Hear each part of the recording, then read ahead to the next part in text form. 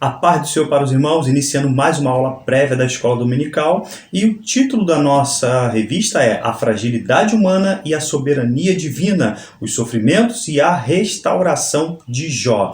Irmãos, lição de número 4, o drama de Jó. 3 tópicos serão apresentados: tragédia de natureza econômica, tragédia de natureza familiar e também tragédia de natureza física e psicológica. E esta figura que representa a capa da nossa lição é bem sugestiva. Vejam o desalento, vejam a preocupação, um verdadeiro drama na vida do patriarca Jó. A palavra drama, eu também quero destacar, ela é de origem grega e ela tem um propósito literário para representar uma peça teatral, uma encenação. E quando se fala em drama, a temática é uma verdadeira tragédia com um final triste. Mas no caso de Jó, nós sabemos que foi diferente. E isso, quando nós destacamos a palavra drama, é para intensificar as calamidades na vida de Jó. A leitura bíblica em classe, para que você participe, caso não tenha a revista da editora CPAD, se encontra em Jó, capítulo 1. Os versículos são os versículos 13 e 22 e também o capítulo 2, dos versículos 6 a 8. Irmãos, o texto áureo vai dizer assim: E disse, nu saí do ventre de minha mãe, e nu tornarei para lá. O Senhor deu e o Senhor tomou. Bendito seja o nome do Senhor. São as palavras de Jó diante de todas as calamidades que sobrevieram ao patriarca. Irmãos, a expressão de Jó não era uma submissão fatalista. Destaque isso. A inevitabilidade dos eventos, nenhuma mera rendição à mão soberana de Deus. Ele estava, na verdade, reconhecendo a bondade de Deus. Em tudo isso, Jó foi capaz de conservar um testemunho apropriado de Deus sem acusá-lo falsamente. É interessante, quando as calamidades vieram sobre a vida de Jó, se cumpre um dos significados do nome de Jó. Isso nós apresentamos na introdução do trimestre, e há muito debate sobre o significado do nome de Jó, mas um dos significados é que Jó se volta para Deus, aquele que se volta para Deus. E não foi justamente isso que ele fez? Ele se voltou para Deus diante daquele sofrimento repentino. Ele vai adorar a Deus. É interessante, logo no início eu quero destacar que este versículo, vejam, nu saí do ventre da minha mãe e nu tornarei para lá. A religião do Espiritismo entra nesse versículo para defender a sua herege doutrina da reencarnação. Eles acreditam, assim como os demais grupos religiosos que pregam a reencarnação, não só os espíritas, que este versículo comprovam a sua crença. Vejam só, mas nós temos uma resposta apologética para isso. Jó não estava falando em alma retornando a outro corpo para viver outra vez, mas sim que ele próprio voltaria à condição do pó, pois era pó. Gênesis 3,19, não é isso? Por isso a palavra útero é utilizada poeticamente em seu livro em referência à terra. Isso não é estranho, irmãos. Vemos também Davi no Salmo 139, versos 15, usando a palavra terra para se referir ao útero. No oculto fui feito e entrenecido como nas profundezas da terra. Apenas um literalismo radical levaria alguém a dizer que Jó, depois de morrer, voltaria ao útero de sua mãe. Olha que absurdo. Uma interpretação muito absurda. E para finalizar, Jó não acreditava na reencarnação. Sua esperança era a ressurreição em um corpo imortal, pois ele próprio declarou: porque eu sei em que o meu Redentor vive, e que por fim se levantará sobre a terra, e depois de consumida a minha pele, contudo, ainda em minha carne verei a Deus. O ensino da reencarnação, irmãos, não compreende as doutrinas bíblicas de vida eterna e justiça. Antes, apregou um ciclo interminável de nascimento, morte, nascimento. Nascimento, morte, nascimento. Ele não sai disso. Isso é o espiritismo. Então, uma verdadeira heresia. Verdade prática diz assim: a despeito das grandes aprovações que se abatem em nossa vida, à luz do exemplo de Jó, devemos permanecer fiel ao Senhor. O leitor, irmãos, nós fomos preparados para o que está prestes a acontecer. Mas Jó não foi preparado.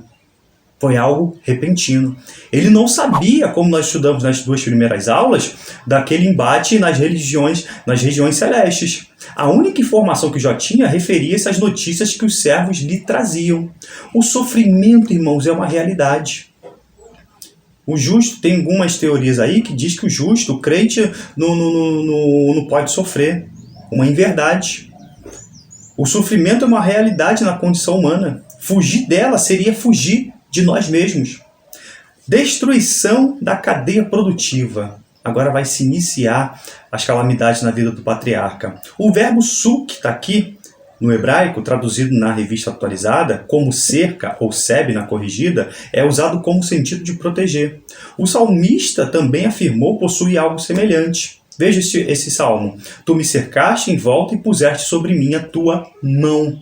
A primeira incursão foi feita pelos sabeus, uma tribo nômade, descendente de Seba, neto de Abraão. Seba se tornou uma nação rica na época de Salomão. Os sabeus eram uma grande tribo árabe que morava na região sudeste da Península Arábica, que hoje corresponde em grande parte à área do atual Iêmen. Está aí este mapa para ilustrar a localização deste país.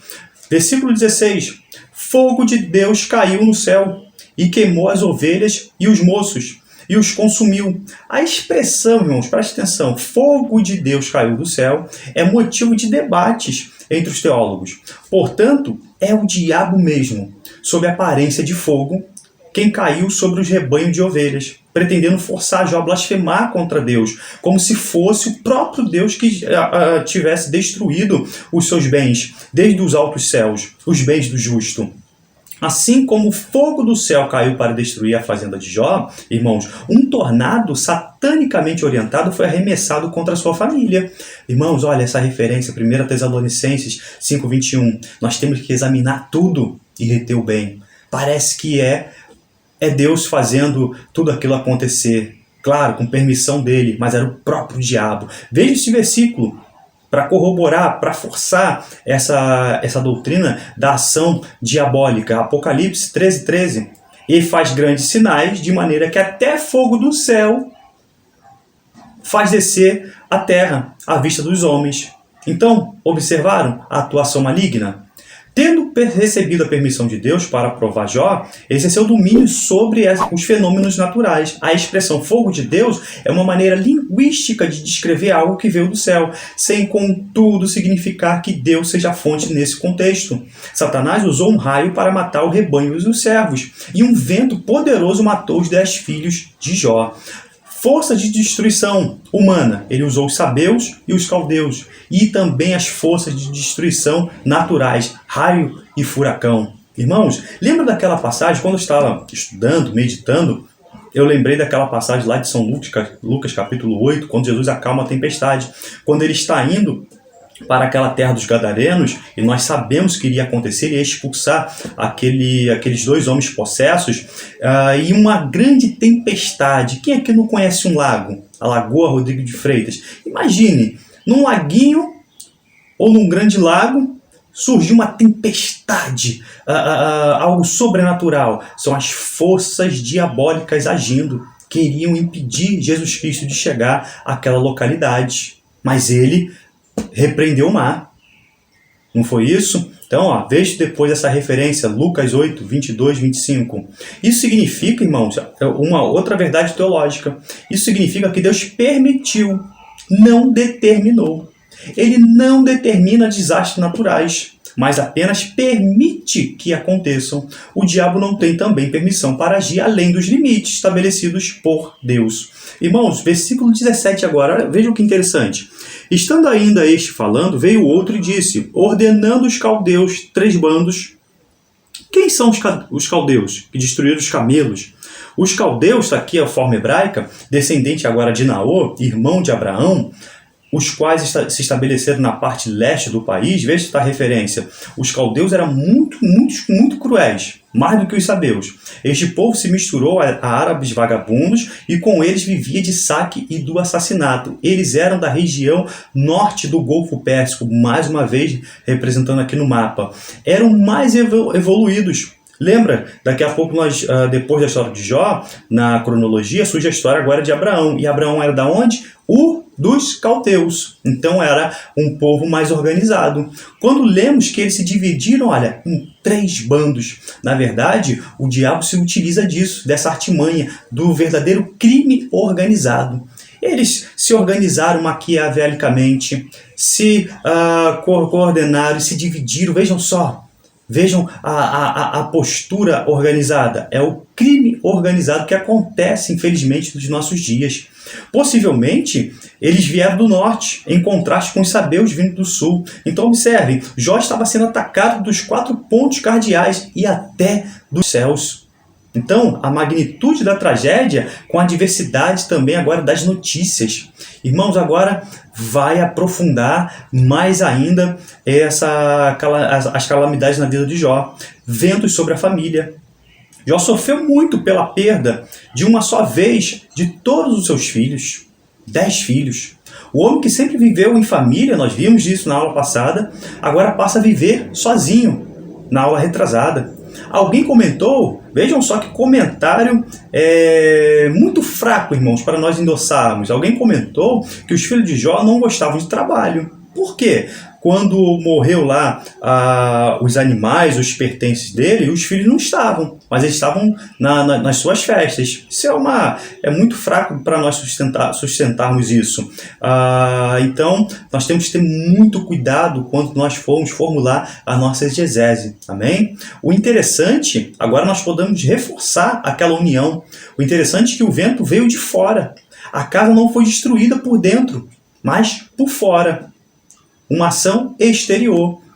Isso demonstrando que aqueles filhos eram unidos, eles eram tementes a Deus, aprenderam com seu pai, tinham comunhão uns com os outros. Vejam só que coisa maravilhosa. A perda da família, irmãos, vai além da tristeza natural. Já é uma calamidade perder um filho.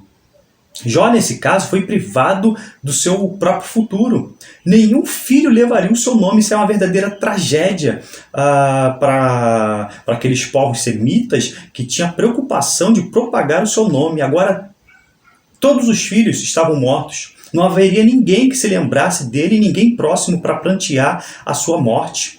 Irmãos, agora ainda mais vai aprofundar as tragédias na vida do patriarca.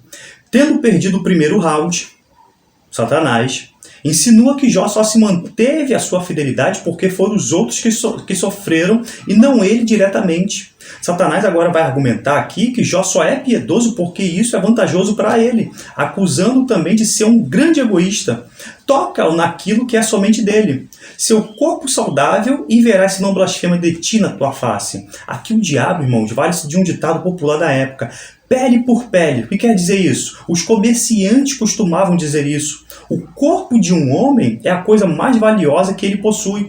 E tocar no corpo é a essência de tudo quanto o homem valoriza. Irmãos, agora destaque isso. Pode Satanás persuadir Deus a modificar os seus planos?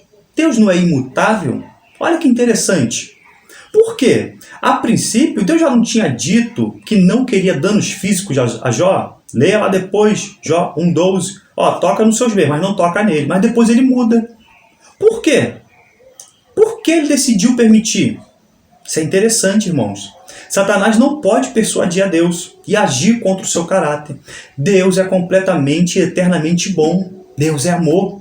Porém, Deus estava disposto a concordar com o plano de Satanás, pois conhecia o final da história de Jó.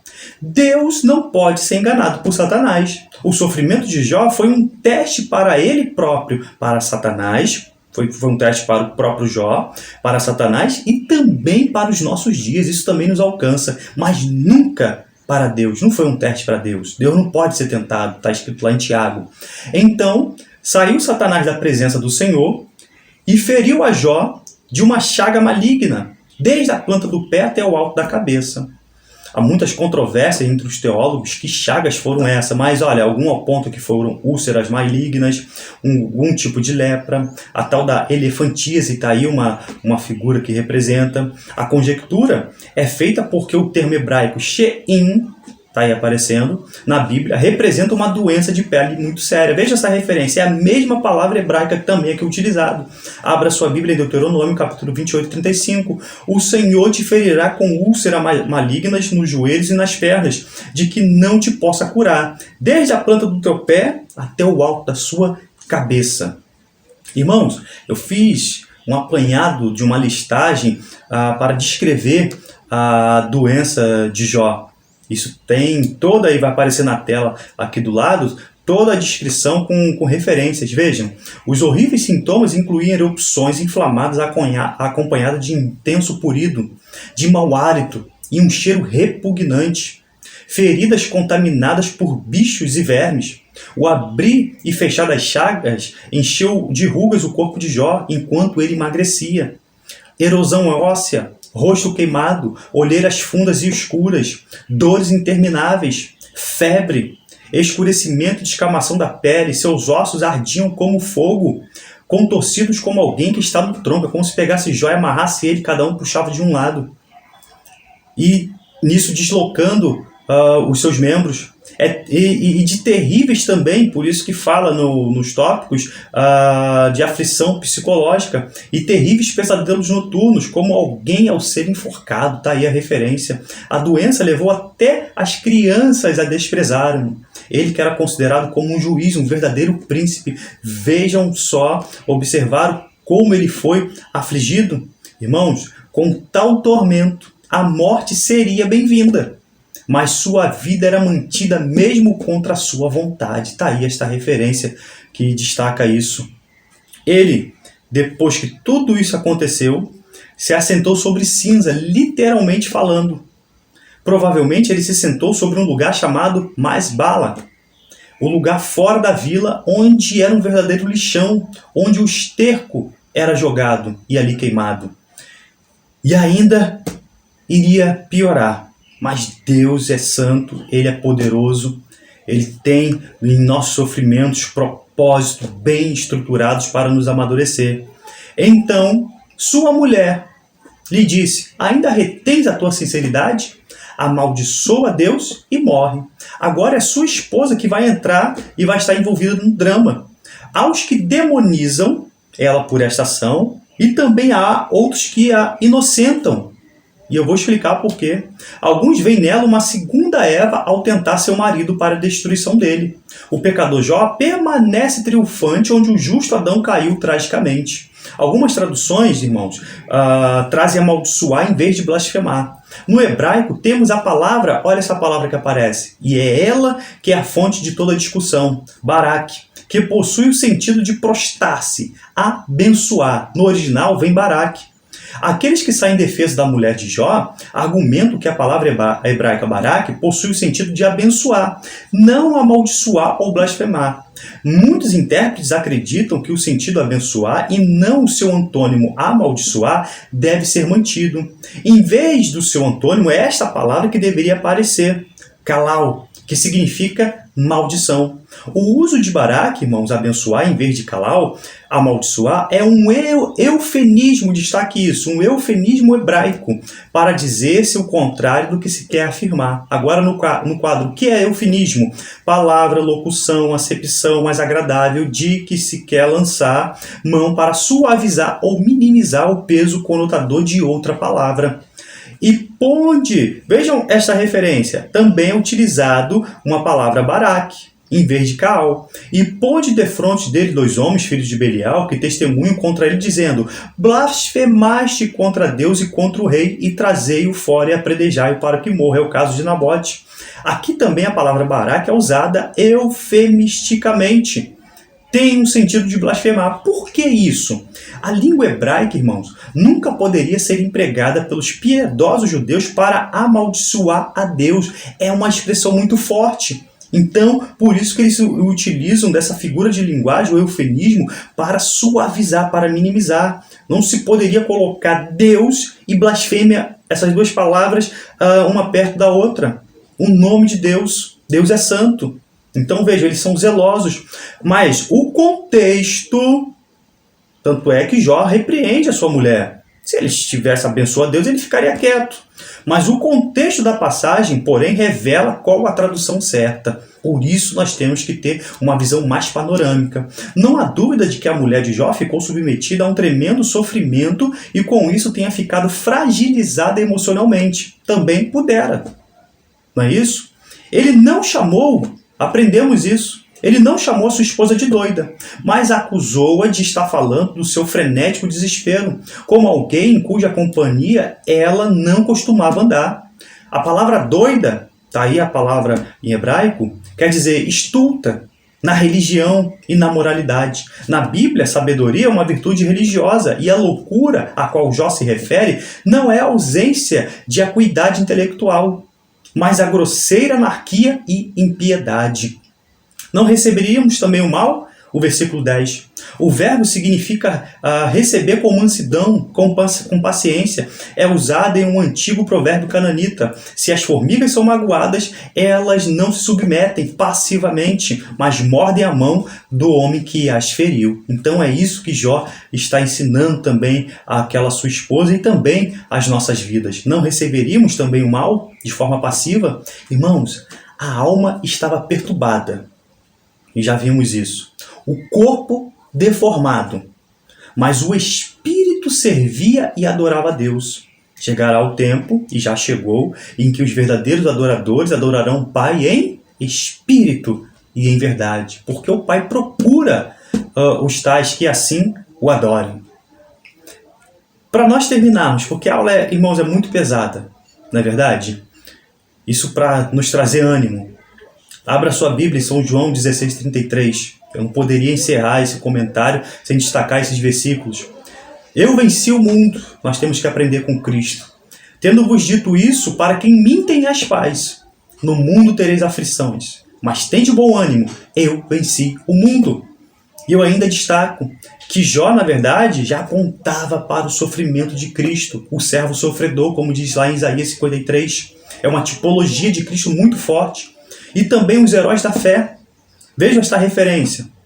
Os heróis da fé foram apedrejados, cerrados, tentados, mortos ao fio da espada, andaram vestidos de pele de ovelhas e de cabras, desamparados, aflitos, maltratados, dos quais o mundo não era digno, errantes pelos desertos e montes, e pelas covas e cavernas da terra.